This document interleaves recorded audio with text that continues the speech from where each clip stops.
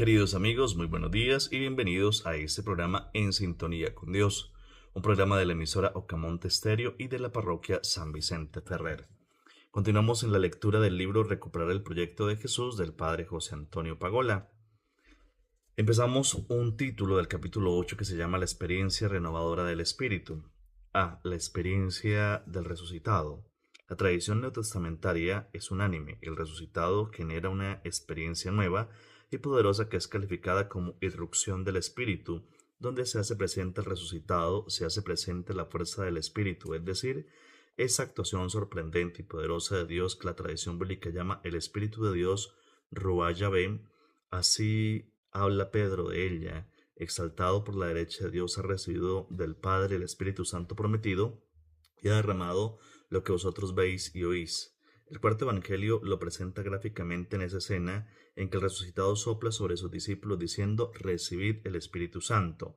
La experiencia pascual no consiste primordialmente en afirmar un hecho o llegar a la convicción de una verdad, sino en ser alcanzados por Cristo como Espíritu vivificador y experimentar la fuerza secreta de su resurrección. El núcleo de esta experiencia consiste en entrar en comunión con el crucificado como alguien que vive y es dador de vida. Se trata de una experiencia fundante en la que descubrimos la verdad última que se encierra en Jesús, que nos invita a reorientar la vida de manera radicalmente nueva. De esta experiencia vivimos en las comunidades de Jesús. Sin esa experiencia las cosas hubiesen seguido como antes. Todo empieza cuando unos discípulos, hombres y mujeres, se ponen en contacto con Jesús, primero en Galilea y después de su crucifixión en la experiencia de la Pascua, y descubren que en la cercanía salvadora de Dios ha sido una experiencia la que ha transformado sus vidas y los ha entusiasmado con la tarea de abrir caminos al reino de Dios, amigo de la vida y defensor de la dignidad humana. Como resume R. Pesch, los discípulos se dejan coger, fascinar y transformar.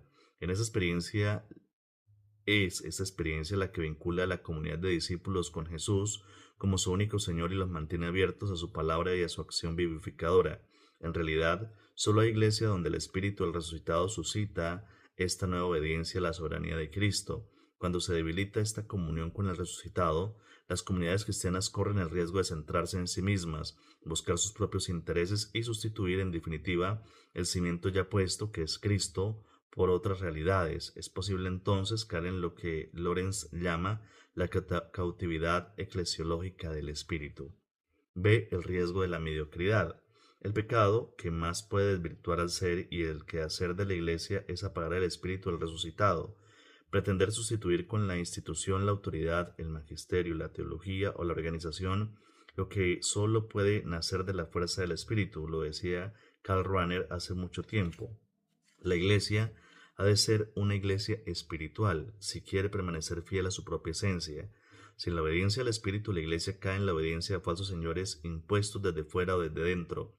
Sin embargo, la iglesia no es la jerarquía ni el pueblo, no es la derecha ni la izquierda, no es de los teólogos premodernos ni de los ilustrados, no es de este papa ni de aquel, no es de estos movimientos ni de aquellas comunidades. Es su Señor, el Señor resucitado. La pérdida de la experiencia del Espíritu y la falta de contacto vivo en el resucitado producen además en nuestras comunidades otros efectos difíciles a veces de precisar, pero que desvirtúan gravemente el seguimiento de Cristo sin el Espíritu. Jesucristo se queda en un personaje del pasado al que se puede admirar sin que haga arder los corazones, sin el Espíritu. El Evangelio se convierte en letra muerta ya sabida, la comunidad es pura organización. Sin el Espíritu la misión se reduce a propaganda religiosa, el trabajo pastoral se queda en actividad profesional, la catequesis en adoctrinamiento, la celebración en rito vacío, la acción caritativa en servicio social. Sin el espíritu la libertad se asfixia, la comunión se resquebraja, la jerarquía y el pueblo se distancian. Sin el espíritu se produce un divorcio entre la predicación y la vida evangélica.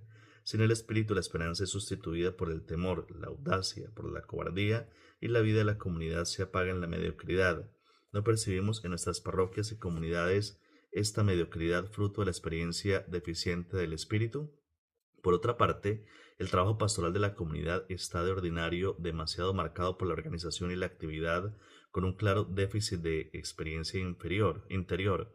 A veces se trabaja mucho y con muy buena voluntad buscando cierto tipo de rendimiento pastoral, pero se diría que todo ello no pasamos de cuidar la epidermis de la fe, promoviendo un cristianismo sin interioridad, que parece dispensarse de una adhesión viva, gozosa y responsable al resucitado. Corremos el riesgo de fomentar y sostener entre todos una mediocridad espiritual que no se debe a la infidelidad de este o de aquel, sino sobre todo a un clima generalizado que creemos entre los que, por nuestra forma empobrecida de entender y de vivir la experiencia cristiana, sin un contacto vivo con el resucitado, en no pocas comunidades seguimos en buena parte alimentando un cristianismo convencional, respeto a una tradición religiosa empobrecida, celebración rutinaria que tranquiliza aunque no alimente la vida, insistencia en una doctrina correcta aunque no abra los corazones de la experiencia de Dios, recuerdo insistente de la moral, aunque las personas no estén arraigadas a la adhesión vital a Cristo. Este tema nos lleva a nosotros a meditar y a preocuparnos un poco por la experiencia que está dando la iglesia y ante todo la vida espiritual frente a la adhesión al Espíritu. Mis queridos hermanos, recordemos que hoy es primer jueves, es jueves sacerdotal, vocacional y eucarístico. Si Dios nos presta vida y el clima favorece, a las 5 tendremos la hora santa vocacional y a las 6 la Santa Misa. El día de mañana tendremos a las 5 confesiones y a las 6 la Santísima Eucaristía. Recordemos que el primer sábado a las 5 de la mañana tendremos el rezo del Santo Rosario y la Eucaristía, por esta vez la vamos a hacer en el templo. Y a las 7:30, a 10:30 tendremos el encuentro de agentes de pastoral. Ya las veredas que vamos a visitar están en contacto con nosotros para poder hacer este acompañamiento. También recordemos que la fiesta del Divino Niño será el próximo domingo 13 de julio para que nos preparemos desde ya a esa celebración, y también el domingo siguiente, el 20, tendremos la fiesta de Nuestra Señora del Carmen para que también nos vayamos preparando ya con la distribución de lo que es la novena y toda la organización previa a este acontecimiento. Que Dios nos bendiga y nos guarde, nos conceda su bendición en este día y que todos sigamos en sintonía con Dios. Dios los guarde.